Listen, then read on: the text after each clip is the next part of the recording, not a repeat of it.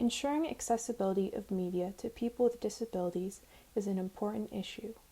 Encouraging accessibility is beneficial for people with disabilities and can be eye-opening to able-bodied people about what proper accessibility looks like. A sister issue to this is representation of disability in the media. Warning: I will be talking about the following show and movie, so there will be potential spoilers. Media, especially popular media, is a form of learning. People retain information from the media they consume, as there are messages being suggested and then absorbed. Sometimes media can even be people's first introduction to certain things. This is why proper representation is so important. As said by J. Dolmage in Disability Rhetoric, representation structures reality. This essentially means that the representation people see will inform and influence their perception of people in real life. In this inner chapter, in Archive and Anatomy of Disability Myths, Dolmage goes on to list and explain common myths as they are applied to characters with a disability. These myths are plot or character tropes that make something uncommon and complex, i.e. having a disability, more easily consumable for able-bodied people. This happens at the cost of creating skewed representation that can feed uninformed ideas. Poor representation is relatively easy to identify when you know what red flags to look for. But how do you know if representation is good? If the character is complex, multidimensional, and human. What does it mean to have a human character? It means showcasing a character who is imperfect but is just as capable of growth as they are of making the occasional mistake. A good example is Sam Elliott in the Netflix original series, The Society.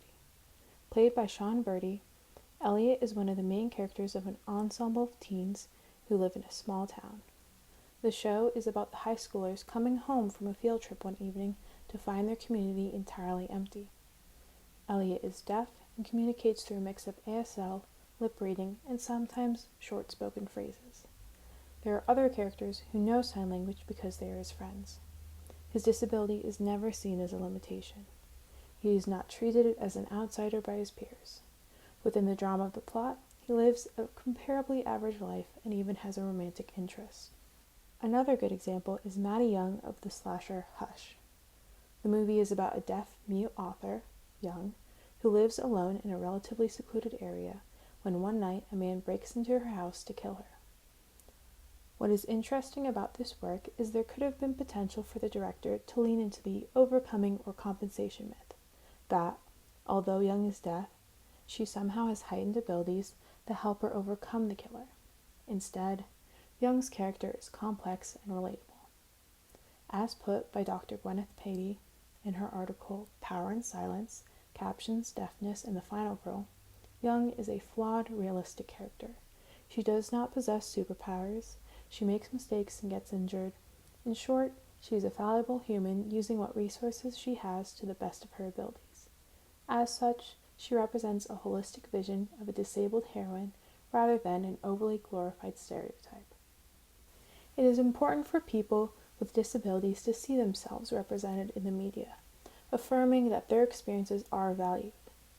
It is also not their job to educate people on their disability, so proper media can be a resource for able-bodied people to better understand, on top of being plain good entertainment. As said by Patey, disparities between able and disabled people are easier to justify when disabled characters are presented as intrinsically special or noble, not to mention that misrepresentation can also encourage demonizing or pitying disabled bodies. Challenge media conventions, as well as seek out and encourage the creation of more inclusive media. More people will benefit from it than you'd think.